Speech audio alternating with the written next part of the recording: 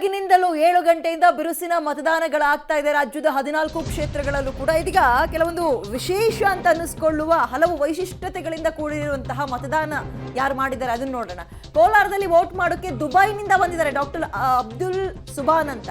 ಶೃಂಗೇರಿಯ ಕೂತಗೋಡುನಲ್ಲಿ ಮದುವೆಗೆ ಮುಂಚೆ ಮದುಮಗಳು ಬಂದು ಮತ ಚಲಾಯಿಸಿದ್ದಾರೆ. ಚಿತ್ರದುರ್ಗದ ವಿಜಯಪುರದಲ್ಲಿ ಮುಹೂರ್ತ ಮುಗಿಸಿ ಮತಗಟ್ಟೆಗೆ ನವದಂಪತಿಗಳಿಬ್ರು ಬಂದಿದ್ದಾರೆ. ಮೊದಲ ಹಂತದ ಮತದಾನದಲ್ಲಿ ಹಲವು ವೈಶಿಷ್ಟ್ಯತೆಗಳು ಅಂದ್ರೆ ಮದುವೆಗಿಂತ ಮುಂಚೆ ಬಂದು ವೋಟ್ ಹಾಕೋಗಿರೋದು, ಇನ್ನೊಂದು ಮದುವೆ ಆದ್ಮೇಲೆ ಗಂಡ ಹೆಂಡತಿ ಇಬ್ರು ಕೂಡ ಒಟ್ಟಿಗೆ ಬಂದು ವೋಟ್ ಹಾಕಿರೋದು, ಇನ್ನೊಂದು ಇಷ್ಟೊತ್ತಿಗೆ ನಾವು ಹೇಳ್ತಾ ಇದ್ವಿ ಅಕ್ಕಪಕ್ಕದಲ್ಲಿರೋ 1-2 ಕಿಲೋಮೀಟರ್ ಹೋಗಕ್ಕೆ ಸೋಂಬೇರಿತನ ಮಾಡ್ತೀವಲ್ಲ, ದೂರದ ದೇಶಗಳಿಂದ ಬರೀ ವೋಟ್ ಹಾಕಕ್ಕೆ ಅಂತ ಬಂದಿದ್ದಾರೆ ಪ್ಲಾನ್ ಮಾಡಿಕೊಂಡು.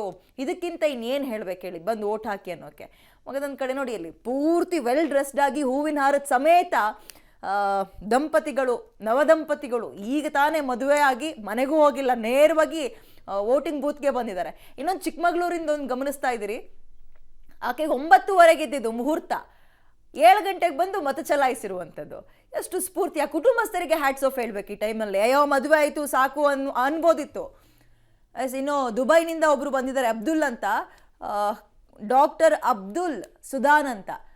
ಕೋಲಾರದಲ್ಲಿ ಇವ್ರು ಬಂದು ವೋಟ್ ಮಾಡಿರುವಂಥದ್ದು. ದುಬೈನಿಂದ ಬಂದಿದ್ದಾರೆ ಬರೀ ವೋಟ್ ಮಾಡೋಕ್ಕಂತಲೇ. ನೋಡಿ ಅಲ್ಲಿ, ಅಂದರೆ ಅವ್ರಿಗೆ ಗೊತ್ತು ಇದರ ಅಗತ್ಯತೆ, ಅನಿವಾರ್ಯತೆ ರಾಜ್ಯಕ್ಕೆ, ಇಡೀ ದೇಶಕ್ಕೆ ಎಷ್ಟರ ಮಟ್ಟಿಗಿದೆ. ನನ್ನೊಂದು ಓಟ್ ಏನಾಗ್ಬಿಡುತ್ತೆ, ಅಯ್ಯೋ ಅಲ್ಲಿಂದ ಬರ್ಬೇಕು, ಲಕ್ಷಾಂತರ ರೂಪಾಯಿ ಖರ್ಚು ಮಾಡಿಕೊಂಡು ಫ್ಲೈಟ್ ಫೇರ್ ಹಾಕ್ಕೊಂಡು ಅಂತ ಅಂದ್ಕೊಂಡಿಲ್ಲ ಇವರೆಲ್ಲ. ನನ್ನ ಒಂದು ಓಟು ನನ್ನ ಜವಾಬ್ದಾರಿ, ನನ್ನ ಹಕ್ಕು, ನಾನು ಭಾರತದ ಪ್ರಜೆ, ನನ್ನ ಕರ್ತವ್ಯ ಒಂದು ಪೂರೈಸಬೇಕು ಅನ್ನೋ ಹಿನ್ನೆಲೆಯಲ್ಲಿ ನೋಡಿ ಎಲ್ಲೆಲ್ಲಿಂದ ಬರ್ತಾ ಇದ್ದಾರೆ.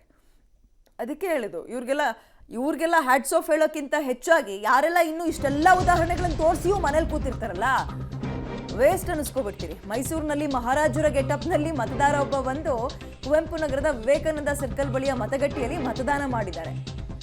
ಜನರನ್ನ ಆಕರ್ಷಿಸಿದೆ ಅವರ ಗೆಟಪ್. ಉಮಾಕಾಂತ್ ಅಂತ ನೋಡಿ ಅಲ್ಲಿ, ಮೈಸೂರು ಮಹಾರಾಜರ ಗೆಟಪ್ನಲ್ಲಿ ಬಂದು, ಮತ್ತೆ ಅವ್ರು ಬರೀ ಓಟ್ ಹಾಕಿ ಸುಮ್ಮನೆ ಹೋಗಿಲ್ಲ, ಆ ಫ್ಯಾನ್ಸಿ ಡ್ರೆಸ್ನಲ್ಲಿ ಹಲವು ಜನರನ್ನ ಮಾತಾಡಿಸಿ ಓಟ್ ಹಾಕಿದ್ರ ನೀವು, ಓಟ್ ಹಾಕಬೇಕು ನೀವು ಅಂತ ಹೇಳೋದ್ರ ಮುಖಾಂತರ ಗೆಟಪ್ ನೋಡಿ ಅಲ್ಲಿ.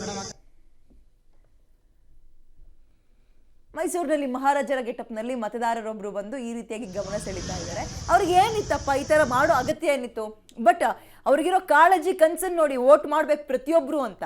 ಅವರ ನಿರೀಕ್ಷೆಯೂ ಕೂಡ ಅದೇ ಇರುತ್ತೆ. ಹಾಗಾಗಿ ವೆಲ್ ಡ್ರೆಸ್ಡ್ ಆಗಿ ಮಹಾರಾಜರ ಗೆಟಪ್ನಲ್ಲಿ ಹೋಗೋ ಬರೋರ್ನೆಲ್ಲ ಮಾತಾಡಿಸಿ ಓಟ್ ಹಾಕಿದ್ರ ನೀವು, ಹಾಕಿಲ್ಲ ಅಂದ್ರೆ ಹಾಕಿ, ಫ್ಯಾಮಿಲಿ ಸಮೇತ ಬಂದು ಹಾಕಿ ಅಂತ ರೋಡಲ್ಲಿ ಹೋಗ್ತಾ ಇದ್ದವ್ರನ್ನು ಅಡ್ಡ ಹಾಕಿ ಮಾತಾಡಿಸ್ತಾ ಇದ್ದಾರೆ. ನಿಜಕ್ಕೂ ಹ್ಯಾಟ್ಸ್ ಆಫ್ ಹೇಳಲೇಬೇಕು. ಆಮೇಲೆ ಇನ್ನೊಂದು ಕಡೆ ಹೋಟೆಲ್ಗಳಲ್ಲಿ ಇವತ್ತು ಆಫರ್ ಇರುತ್ತೆ, ಓಟ್ ಹಾಕಿ ಬಂದವ್ರಿಗೆ ನಿಮಗೆ ಫ್ರೀ ಒಂದು ಕಾಫಿನೋ, ಟೀನೋ, ದೋಸೆನೋ, ತಿಂಡಿನೋ ಕೊಡ್ತೀವಿ ಅಂತ. ಅಂದರೆ ಹಲವಾರು ಆಕರ್ಷಕವಾಗಿ ನಾವು ಮತದಾನವನ್ನು ನಮ್ಮ ರಾಜ್ಯದಲ್ಲಿ ಗಮನಿಸ್ತಾ ಇದ್ದೀವಿ ಈ ಸಲ. ಮಗದೊಂದು ಕಡೆ ಅರುಣ್ ಯೋಗಿರಾಜ್ ಅವರು ದಂಪತಿ ಸಮೇತ ಇಡೀ ಕುಟುಂಬ ಸಮೇತ ಬಂದಿದ್ದಾರೆ, ವೋಟ್ ಮಾಡಿದ್ದಾರೆ. ಆ ಫೋಟೋವನ್ನು ಕೂಡ ಗಮನಿಸ್ತಾ ಇದ್ದೀವಿ. ಹೀಗೆ ಹಲವು ವಿಶೇಷತೆಗಳನ್ನು ಈ ಸಲ ವೋಟಲ್ಲಿ ನೋಡ್ತಾ ಇದ್ದೀವಿ, ವೋಟಿಂಗಲ್ಲಿ. So it has been damaged. When these kind of things are happening, why these also an exit? Why the election commission have been just silent for this? See, election commission is completely held responsible for this.